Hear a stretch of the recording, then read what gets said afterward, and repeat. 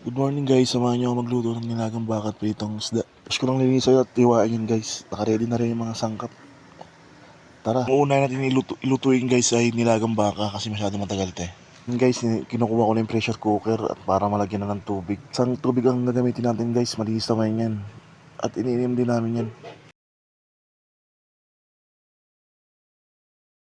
Habang nilagyan ko ng tubig yan guys, nilalagay ko na rin yung karne ng baka.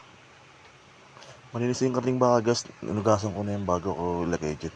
Cube size lang yung ginawa kong hiwa sa baka para hindi masyadong matigas at mabilis din maluto.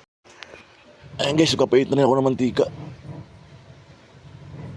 para sabay-sabay na rin maluto at sabay-sabay na rin makain. Shoutout pa sa nabili akong tilapia, napakasariwa. Salamat.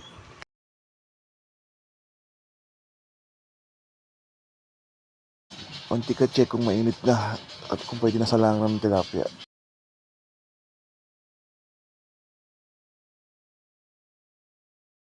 Ayan guys, luto na yung tilapia natin at gumawa na rin pala ako ng sausawan para masarap ang kain natin yan.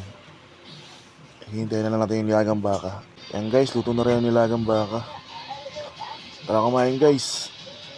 Sarap niyan. Ayun o.